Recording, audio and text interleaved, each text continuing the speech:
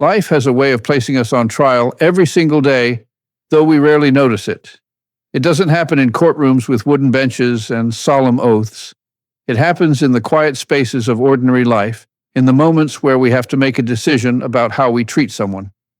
We render verdicts on strangers, neighbors, co-workers, even on ourselves. Verdicts about whether we choose to understand or to condemn, to listen or to dismiss, to lift up or to tear down. And in those moments, we reveal not only who we are, but what kind of world we're helping to create. I've always believed that justice is more than a cold application of rules. Rules matter, of course. They keep order, they give society structure, and they help us avoid chaos. But rules alone can't see the human being standing in front of them.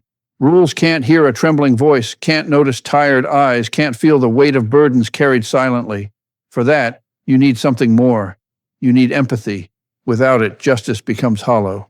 With it, even discipline can feel like an act of humanity rather than punishment. I remember a man who once stood in front of a judge in traffic court. He wasn't a criminal, he wasn't reckless. He was simply human, tired, overworked, and unlucky. He had been caught speeding, and there was no question about whether he'd done it. The evidence was clear.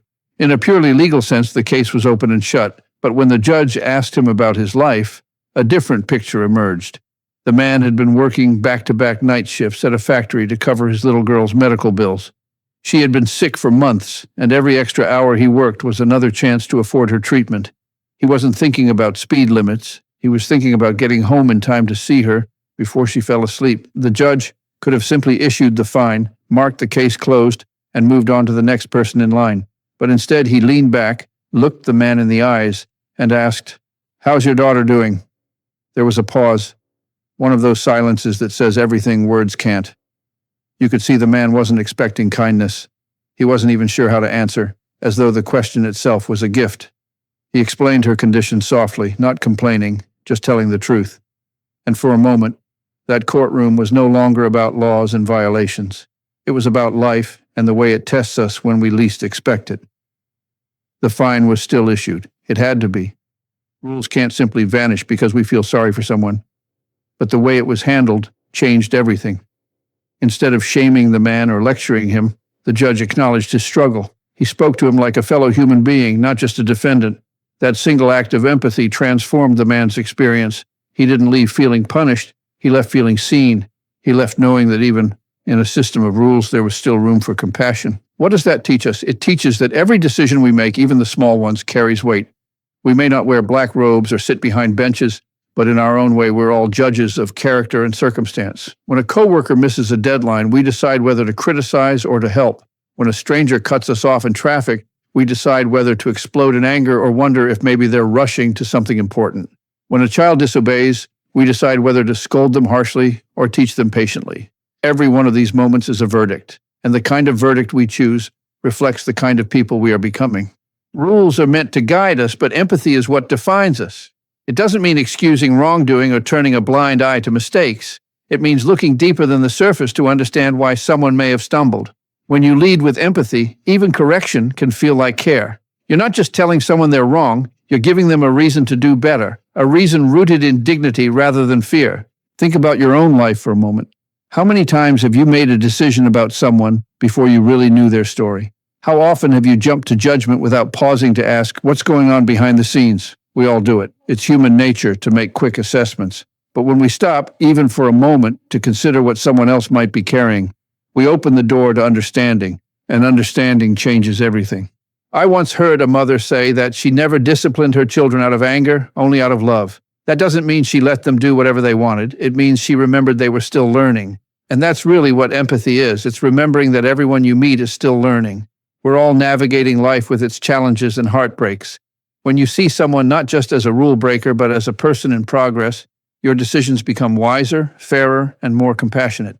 It's easy to treat empathy like a soft virtue, like it's just about being nice, but it's far more powerful than that. Empathy isn't weakness, it's strength under control. It takes courage to set aside your first reaction, to listen instead of shout, to ask questions instead of making accusations. It takes wisdom to enforce rules with a human touch rather than a heavy hand. And it takes humility to recognize that in someone else's shoes, you might not have done any better. Life is full of hidden battles. The man who seems rude in line might have just lost his job. The coworker who looks distracted might be worried about a sick parent. The student who keeps falling asleep in class might be working late to help support their family. These aren't excuses, they're explanations, and when you understand the difference, your decisions change. You can still set boundaries, still expect responsibility, still uphold standards, but you do it in a way that doesn't break people down. When you choose empathy, you build trust. People listen when they feel heard. They change when they feel respected. Even in leadership, whether you're guiding a team, running a classroom, or raising a family, decisions made with empathy inspire loyalty rather than fear. They create an environment where people don't just obey rules, they embrace them because they know those rules are applied with fairness and understanding. And empathy isn't just for others, it's for yourself too. How often do we hold ourselves to impossible standards, punishing ourselves for every mistake? What if we gave ourselves the same grace we try to extend to others? What if we treated our own failures as lessons rather than life sentences? When we practice empathy inwardly, we not only become kinder to ourselves, we become better at giving that kindness to others. I believe life constantly asks us to render verdicts, not legal ones, but moral ones. When someone wrongs you, will you choose resentment or forgiveness? When someone falls short, will you mock them or mentor them? When someone's story is different from yours, will you close the door or open your heart? These are the questions that shape our character far more than any law ever could. Every decision we make echoes beyond the moment. The judge who spoke with that tired father may not even remember the case today, but the man surely does.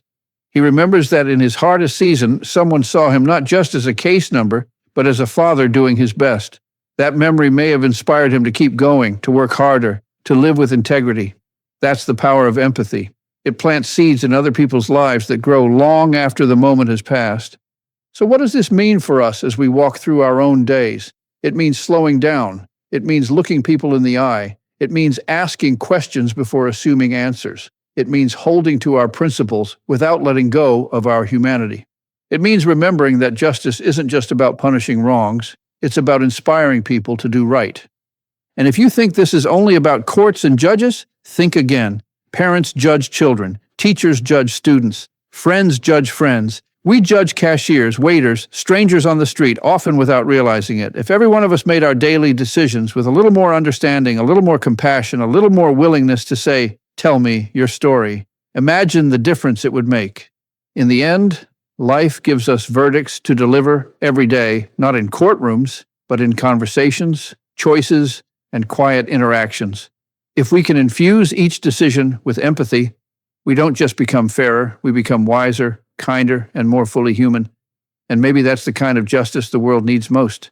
Not just justice that enforces rules, but justice that remembers why rules exist in the first place, to help us live together with dignity, respect, and hope.